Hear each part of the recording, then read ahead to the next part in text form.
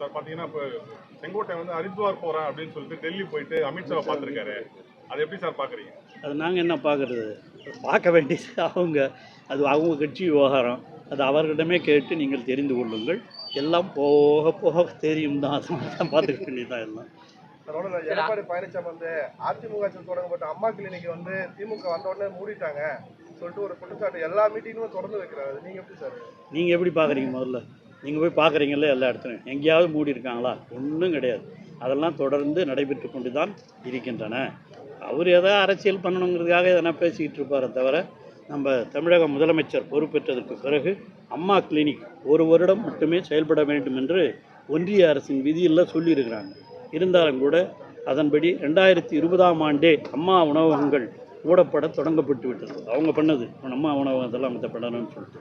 ஆக அம்மா பேரில் இருக்கிறதுனால நாங்கள் மூடணுங்கிற எந்த நேரம் எங்களுக்கு கிடையாது.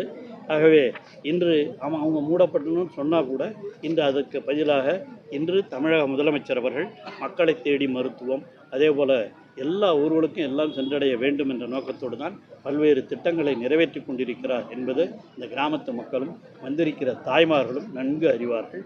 அவர்களுக்கு கொடுக்கப்படுகிற அந்த உரிமை தொகை அதுவும் விரிவுபடுத்தப்படும் என்று துணை முதலமைச்சர் அவர்களும் நேற்றைக்கு கூட அறிவித்திருக்கிறார்கள். ஆக இவைகளெல்லாம் வருவதன் மூலமாக கிராமப்புற மக்களும் தமிழகத்து மக்களும் மகளிரும் சிறப்பாக முன்னேறுவார்கள் என்பதிலே எந்த வேறுபட்ட கருத்தும் இல்லை. அதிமுக ஆம்புலன்ஸ்ல அழைத்து செல்லும் நிலை ஏற்படாது, திமுக சட்டமன்றத்தில் ஏற்படும் சொல்லி எடப்பாடி சொல்லியிருக்காரு.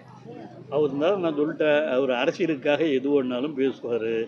அவர் நாம் கூட எத்தனையோ நிகழ்ச்சி முதலமைச்சரே வந்திருக்கும் போது கூட ஆம்புலன்ஸ் வந்ததுன்னா அந்த ஊர்வலம் வரும்போது கூட ஒதுங்குன்னு சொல்லிட்டு ஒதுக்கிட்டு தான் ஆம்புலன்ஸ் அனுப்பிச்சிட்டு தான் அவர் போவார். அதுதான் மரபு, அதுதான் அவசியம் கூட. அதை செய்ய இவரால் முடியல. ஏன்னா அந்த கம்பெல்லாம் அவர் சொல்லி வந்ததில்லை, எதுக்கோ வந்தது எப்படியோ போனது. அதனால் அது நடைபெற்று இருக்கலாம். அதன் மீது அதை வைத்துக்கொண்டு ஒரு அரசியல் செய்ய நினைக்கிறாரே தவிர அதில் உண்மையாக எந்த விதமான நடவடிக்கையும் அதிமுக பாஜக கூட்டணி 210 தொகுதியில் அதுதான்பா. கனவு காண்பதற்கு எல்லோருக்கும் உரிமை உண்டு. அந்த கனவுகள் பலிக்குமா என்பதுதான் நாட்டு மக்கள் நிறைவேற்றுவார்கள். அதில் நாம் செய்திருக்கிற சாதனைகள் எல்லாம் தமிழகத்து மக்களுடைய உள்ளங்களிலே பதிந்திருக்கின்றன. நேற்றுக்கு கூட திருக்கோளூரில் வரும்போது பேசுகிறாரு, பஸ் ஸ்டாண்டை பற்றிலாம் பேசிட்டு போகிறாரு. இவங்க இருந்தாங்களே இந்த காலத்தில் ஒழுங்காக அந்த திருக்கோயிலூரை கொண்டு விழுப்புரம் மாவட்டத்தோடு இணைத்திருக்க வேண்டியது. அவங்க தான் தப்பாகவே அந்த மாவட்டத்தை திருக்கோயிலூரோடு அங்கே கொண்டு போய் சேர்த்து பிரித்ததே அவங்க தான்.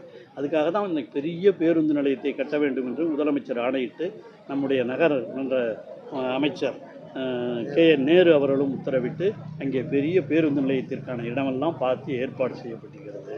அவர் நம்ம கள்ளக்குறிச்சி உளுந்தூர்பேட்டை நேற்று பேசும்போது சொல்லிட்டு போகிறார். அவங்கெல்லாம் ஒன்றுமே அந்தந்த இடத்தை தேர்வு செய்து மக்களுக்கு பயன்பெறுகிற வகையிலே ஊரின் நடுப்புறத்திலே அவைகளெல்லாம் அமைக்கப்பட வேண்டும் என்ற நோக்கத்தோடு தான் அவைகளையெல்லாம் இந்த அரசு செய்து கொண்டிருக்கிறது என்பதை அரசியலுக்கு அப்பாற்பட்ட பொதுமக்கள் நன்கு உணர்ந்திருக்கிறார்கள். அதனால் எல்லா வளர்ச்சிகளும் நிச்சயம் தடையின்றி நடைபெறும். அதே போல் தான் திருக்கோயிலூர் தொகுதியை பொறுத்தவரை நகரத்தில் அரகண்டநல்லூருக்கும் திருக்கோயிலூருக்கும் நடுவில் அந்த பாலம் கட்டுகிற பணியும் இன்னும் வெகு விரைவிலே அதற்கான ஆணையும் இடப்படும். அங்கே அதே போல் ஒரு தொழிற்சாலை சிட்கோவும் வரவிருக்கிறது. நாயனூரில் சிட்கோவும் உடனடியாக வரவிருக்கிறது.